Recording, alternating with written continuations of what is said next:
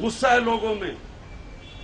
یہ لوگ یہ نہیں کہہ رہے کہ ہمیں بچا لیا طالبان سے، یہ بدقسمتی سے اپنی فوج کو اور برا بھلا کہہ رہے ہیں. یہ کہہ رہے ہیں کہ ڈالروں کے لیے ہمارا خون کیا جا رہا ہے. میں جب یہ کہتا ہوں کہ یہ اسٹریٹجی غلط ہے تو اس کا یہ نہیں مطلب کہ یہ فٹ بال کا میچ ہو رہا ہے، یا آپ لبرل ہیں اور یا پرو طالبان ہیں. یہ مطلب نہیں ہے. میں پرو پاکستانی ہوں، کوئی پرو کسی کا نہیں ہوں. میں پاکستان کا سوچ رہا ہوں. جب میں نے وزیرستان میں سب سے پہلا اسمبلی میں کھڑے ہو کے 2004 فروری میں جب میں نے کہا کہ اتنی بڑی حماقت ہے ہماری فوج جو وزیرستان میں بھیجی جا رہی ہے، اگر آپ کو تاریخ پتا ہوتا آپ کبھی اپنی فوج کو وزیرستان نہ بھیجتے امریکہ کے پریشر پہ. تو جنرل مشرف نے کہا عمران خان داڑھی کے بغیر دہشت گرد ہے. آج نتیجہ دیکھ لیں اس کا کیا ہوا. کدھر سے بات شروع ہوئی؟ جو ہمیشہ کبھی پاکستان کو کوئی مسئلہ آیا ہی نہیں تھا وزیرستان سے، آج سارا وزیرستان کے اندر ایک نئی فورس کھڑی ہو گئی جس کا نام ہے پاکستانی طالبان، جو پہلے تھے ہی نہیں. پھر شروع ہوا وزیرستان سے، کرم ایجنسی کا میں انتشار ہوا، آپس میں لڑایا گیا شیعہ سنی کو. اس کے بعد یہ اورگزئی میں گئے، پھر باڑہ میں گئے، پھر باجوڑ کے اندر آپ کے سامنے قتل عام ہوا، اور اب آپ سوات میں دیکھ رہے ہیں. یہ پھیلتی گئی. تو فوج حل نہیں تھا مسئلے کا، مسئلہ اور بگڑ گیا. جس طرح ایسٹ پاکستان کا مسئلہ بگڑا تھا. میں چھوٹا سا تھا، لاہور میں 17-18 سال کا تھا، تو مجھے یاد ہے پہلے اسی طرح ہی پوری ایک فضا بنائی گئی کہ یہ دیکھو یہ بنگالی ایسے ہیں، بنگالی ویسے ہیں. اب ایک نیا نام آ گیا فنڈو، تب تھا بنگو. بنگو آ گئے ہیں، یہ بنگو کو مارو، یہ ہمارا وسائل کھا رہے ہیں.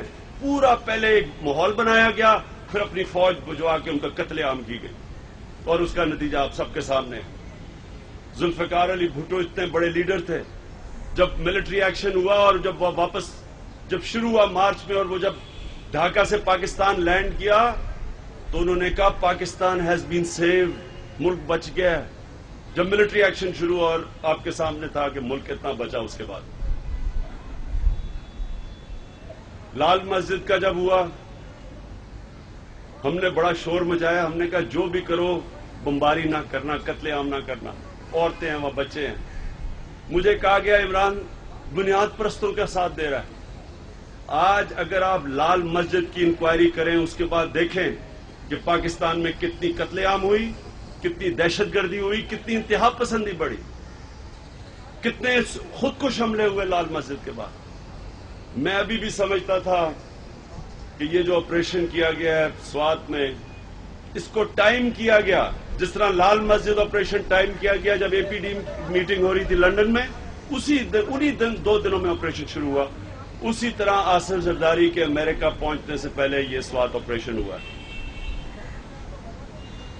کوئی تیاری نہیں کی گئی، کوئی کوشش نہیں کی گئی کہ آخری حربہ ہوتا ہے. دیکھیں لڑائی، ملٹری ایکشن آخری حربہ ہوتا ہے جب آپ سب کچھ آزما چکے. 10 دنوں میں سب کچھ آزما لیا. ابھی تو امن معاہدے کے 10 دن بھی نہیں ہوئے تھے، شور مچ گیا کہ جی طالبان بنیر پہنچ گئے ہیں اور اسلام آباد پہنچنے والے ہیں. تو میں جب بنیر گیا میں نے لوگوں سے پوچھا جی سنا یہاں طالبان آئے تھے؟ انہوں نے کہا جی 2 ہائیلاکس بھر کے گاڑیاں آئی تھی، کوئی 25-30 طالبان تھے، جن سے ساری دنیا میں شور مچ گیا کہ اسلام آباد پہ قبضہ ہونے لگا ہے. یہ 7 لاکھ فوج ہے اس ملک کی. میں نے ہماری پارٹی نے فرنٹیئر میں پہلے بھی کہا کہ ایک کراس پارٹی ڈیلیگیشن بنایا جائے، ساری پارٹیز کا ڈیلیگیشن بنائیں اور ان کو بھجوائیں فیکٹ فائنڈنگ مشن میں کہ معاہدہ توڑا کس نے ہے، کیا معاہدے کو پھر سے آپ ٹیبل پہ ان کو بٹھا سکتے، پتہ تو چلے کہ ہے کیا معاہدہ، کون توڑ رہا ہے، کیا چاہتے ہیں وہ. انہی کو جو لوگ گلے کاٹ رہے تھے ان کو انہی قاضی کورٹس کے اندر ٹرائی کیا جاتا.